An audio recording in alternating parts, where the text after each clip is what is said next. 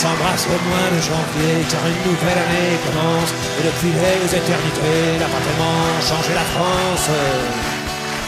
Passent les jours et les semaines, y a que les corps qui évoluent. La mentalité est la même, tous des tocards, tous des faux culs. Ils sont pas lourds en février, à se souvenir de Charonne, de matraqueurs assermentés qui figurèrent leur besogne. La France est un pays de flics, à tous les coins grouillant à sang, pour faire régner leur public, ils assassinent impunément. Quand on exécute au mois de mars, de l'autre côté des Pyrénées, un anarchiste du Pays Basque, pour lui apprendre à se révolter. Ils crient, pleurent et ils s'indignent de cette immonde mise à mort, mais ils oublient que la guillotine, chez nous aussi, s'appelait encore. Être né sous le signe de l'Hexagone, c'est parce qu'on fait mieux en ce moment. Et le roi des cons sur son trône, je parierai pas qu'il est flamand. On leur a dit au mois d'avril, à la télé, dans les journaux, de pas se découvrir d'un fil, le printemps c'était pour bientôt.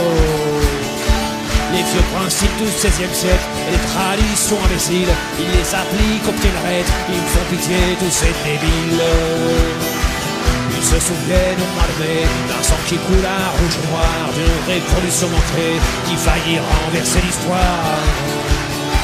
Je me souviens surtout de ces moutons effrayés par la liberté, s'en allant voter par millions pour l'ordre et la sécurité. Ils commémorent au mois de juin un débarquement de Normandie, ils portent ce brave soldat ricain qui est venu se faire tuer loin de chez lui.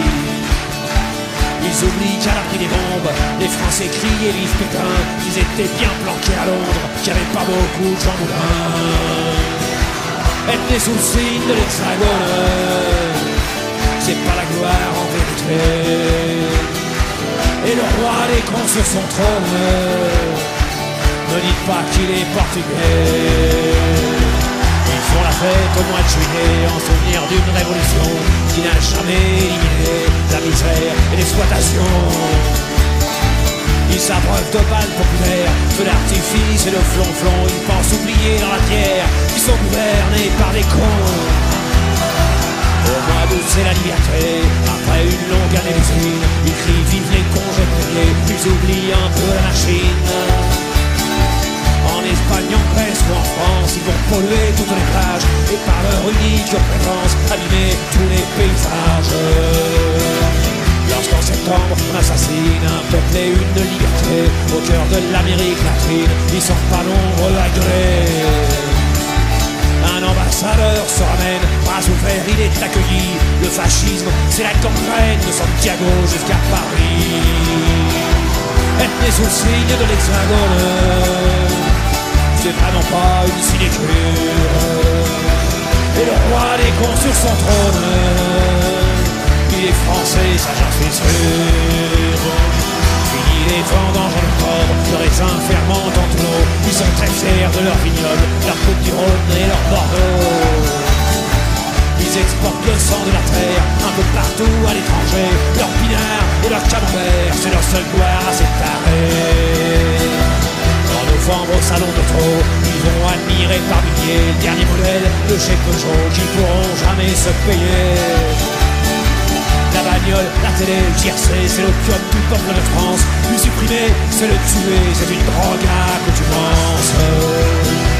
En décembre, c'est l'apothéose, la grande bouffe et les petits cadeaux. Ils sont toujours aussi moroses, mais y a de la joie dans les ghettos, y a de la joie.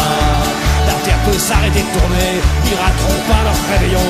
Moi je voudrais tous les voir crever, étouffés d'un autre marron. Être né sous le signe de l'Hexagone, on peut pas dire que ça soit pendant.